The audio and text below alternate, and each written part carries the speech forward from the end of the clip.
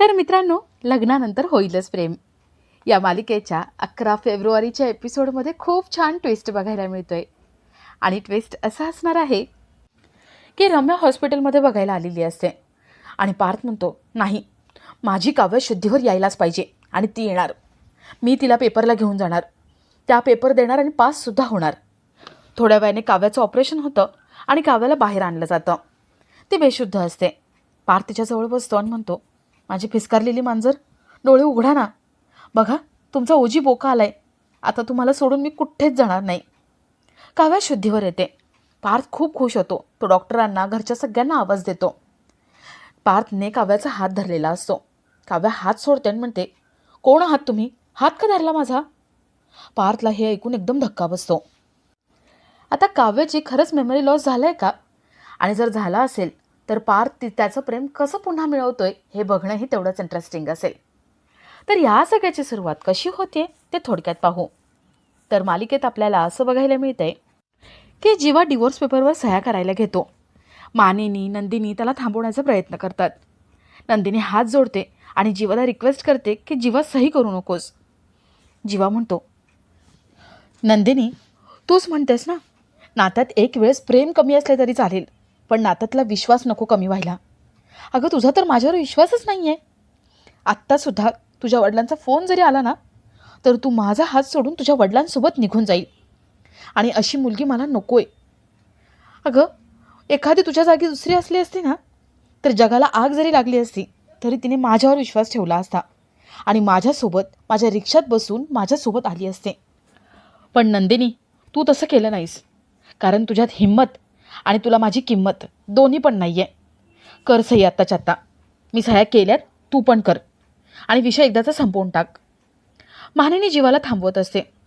जीवा म्हणतो, आई, तू जर मला थांबवलंस ना, तर या घरात एकतर नंदिनी राहील किंवा मी राहील.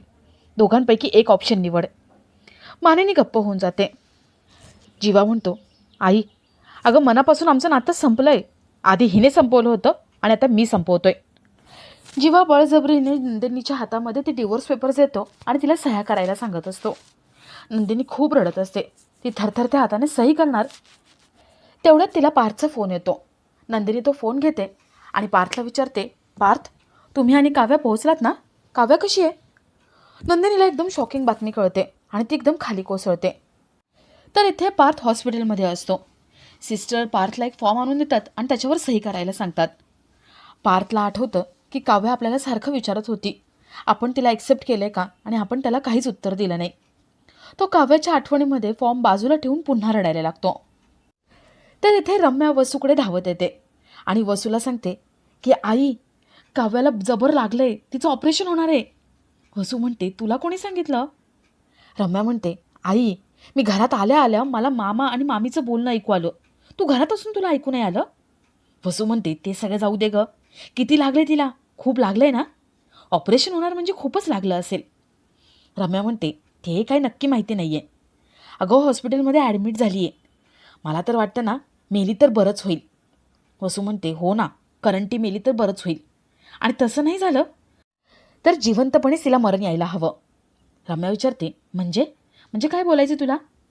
आई, तुला असं तर म्हणायचं नाही ना की काव्या कोमा किंवा पॅरालिसिस किंवा मेमरी लॉस असं काहीतरी तिच्यासोबत व्हायला हवं? वसू म्हणते, हो गं, मेमरी लॉस तरी व्हायला पाहिजे तिचा. म्हणजे ना, पार्था तिने विसरून जायला हवं. रम्या खूप खुश होते. रम्या म्हणते, आई, अगं, कल्पना करूनच किती छान वाटतंय. मी तर म्हणते ना, देवाने कुठला तरी चमत्कार केला पाहिजे. आता बघ ना, त्या दोघांमध्ये सगळं चांगलं चांगलं चालू होतं. म्हटलं भांडण होईल मोठं, पण कसलं काय, काही होत नव्हतं. मी तर म्हणते ना, काव्याची मेमरी जायला पाहिजे आणि पार्थ त्यानंतर कोलमडून जाईल. आणि मी आहे ना मग पार्थला सावरायला. मग आमच्या दोघांचं लग्न होऊन जाणार. वसू म्हणते, हो गं हो, असंच व्हायला पाहिजे. रम्या, अगं, तुला आठवते का गुरुजींचं भाकीत? गुरुजी म्हणाले होते ना, तुमचं आणि पार्थचं लग्न होणार. अगं, हे काव्य आणि पार्थ जरा जवळ येत होते तेव्हा मला वाटत होतं की हे सगळं शक्य नाही. पण आता असं वाटतंय की सगळं शक्य आहे. अगं, गुरुजींच्या बोलण्याचा हाच अर्थ असेल. आता तुझं आणि पार्थचं लग्न होणार. रम्या म्हणते, आई, हे सगळं ऐकून मी खूप एक्सायटेड आहे. काव्य आहे ना, आता काव्याचा विषय संपून जाईल, काव्यार्थ संपेल आणि रम्यार्थ चालू होईल. वसू म्हणते, अगं पण हे सगळं काव्याकडून संपेल ना, काव्य पार्थला विसरून जाईल, पण पार्थचं काय? अगं रम्या, मी काय म्हणते की काव्याचं टोटल मेमरी लॉस नाही व्हायला पाहिजे, थोडंच. म्हणजे पार्थसोबत लग्न झालं त्यानंतरचं सगळं तिने विसरून जायला हवं, म्हणजे पार्थ तुझा होईल. रम्या खूप खुश असते. तर इथे जीवा नंदिनी हॉस्पिटलमध्ये पोहोचतात आणि ते पार्थला भेटतात. पार्थ खूप रडत असतो. जीवा नंदिनी विचारतात की हे सगळं झालं कसं. पार्थ जे काही घडलं ते त्या दोघांना सगळं सांगतो आणि पुढे म्हणतो, जीवा तुला माहिती आहे, शेवटचा प्रश्न हाच विचारत होत्या त्या की पार्थ तुम्ही मला ॲक्सेप्ट केलं आहे ना. आणि मी काहीच सांगितलं नाही, मी गप्प राहिलो. मी का गप्प बसलो? महिना झाला मी त्यांचा अंत बघत राहिलो, पण माझं शहाणपण गेलं कुठे होतं? आपलं माणूस जेव्हा असं घाणेरड्या सिच्युएशनमध्ये असतं तेव्हाच आपल्याला शहाणपण सुचतं का? युनिवर्स माझी परीक्षा घेत होतं आणि मला कळलं नाही. जीवा म्हणतो, दादा अरे काही होणार नाही काव्याला, काव्या तुझ्याकडे येईल, पूर्ण बरी होईल. पार्थ म्हणतो, नाही, तिला बरं व्हावंच लागेल, दुसरा आता कुठलाच ऑप्शन नाही आहे. माझी काव्या माझ्याकडे परत येणारच आणि यावंच लागेल. तेवढे तिथे सिस्टर येतात आणि कन्सेंट फॉर्म मागतात. नंदिनी सही करून देते आणि पार्थ घड्याळ बघतो. रात्रीचे 11:11 झालेले असतात. पार्थ मनात म्हणतो, युनिवर्स माझी काव्या माझ्याकडे परत दे. पार्थ देवाकडे प्रार्थना करतो. तर थोड्या वेळाने काव्याचं ऑपरेशन चालू होतं. सगळेच टेन्शनमध्ये असतात. मानिनी देव पाण्यात ठेवते आणि देवाकडे काव्यासाठी प्रार्थना करत असते. तेवढ्या तिथे शारदा येते. शारदा म्हणते, मी हॉस्पिटलमध्ये गेले होते. नंदिनी म्हणाली की आई घरी एकट्या आहेत म्हणून मी तुमच्या इथे आले. वसू म्हणते, का आम्ही नाही आहे का इथे? तसं बघायला गेलं तर तुम्ही आपलं मानतच नाही ना. आम्ही मात्र तुम्हाला आपलं मानत राहतो. आत्तासुद्धा माझ्या बिचारी रम्याला एवढी काळजी वाटत होती म्हणून ती धावत काव्याला बघायला गेली. काव्यासोबत जे काही घडलं ना ते बघून आम्ही हललो. शारदा विचारते, नक्की का? वसू म्हणते, हो शारदा, नक्कीच. शारदा विचारते, खरं का? तुमचा या सगळ्यामध्ये काही हात नाही ना? वसू म्हणते, यात माझा काय संबंध, मी काय केलं आहे? मानिनीला सदा डाऊट येतो.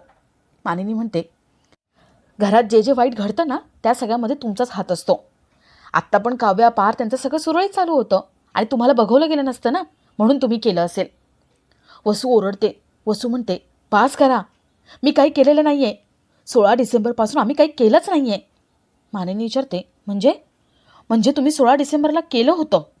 वसू खूप घाबरते.